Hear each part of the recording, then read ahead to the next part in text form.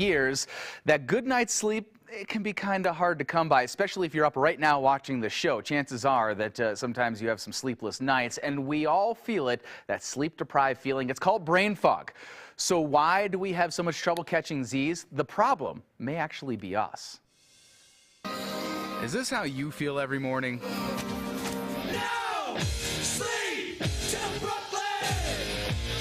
Chances are you're not getting enough sleep, and that brain fog may not be the only waking consequence of your sleep deprivation. Memory is one big one. High blood pressure and high heart rate can cause heart disease, different types, down the road.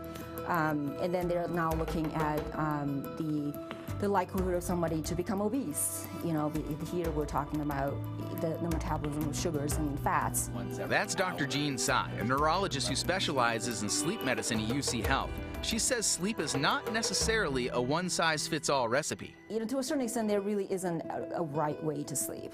I think there's a potential for a wrong way to sleep, but a right way to sleep is where it helps you to feel refreshed. But as you well know, and I know I do, we don't always wake up feeling refreshed. The problem is we may be sabotaging our own efforts at a good night's sleep. So in an effort to get better sleep, I asked the doctor what the two biggest culprits are for ruining a good night of rest. Overall, I would say that alcohol is not a good thing to use. I think people think about the fact that, it makes me relax and fall asleep.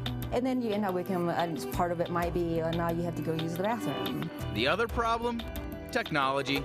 To avoid that input of light, and where it really affects people is when it goes through the eyes and into the brain. And there's that region or several regions in the brain that controls your sleep schedule, and it can be reset by light exposure. TV, iPad, cell phone. Okay, I'll admit it. Booze before bed, guilty. Electronics before bed, also guilty. But I cut that stuff out for a week to see what the results would be. Instead of using the Kindle, which emits all that blue light, I went with the good old-fashioned book in the lamp, and I sat and read for about a half an hour before I went to bed, and then when I actually decided to fall asleep, it was only about 10 minutes before I found myself not being able to turn the pages anymore. And without the alcohol, I didn't wake up in the middle of the night. No! Sleep till Brooklyn!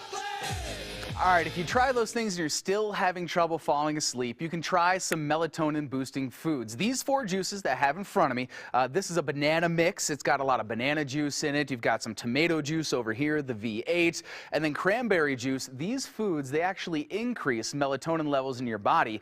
Melatonin, the hormone that's responsible for regulating your body clock, and it may be able to give you that extra little nudge to naturally fall asleep. You can try a little bit of these foods 2 hours before bed because they do have natural sugars in them. You got to metabolize those first and see if that works for you. Now we're going to switch gears and we're going to go on over to weather.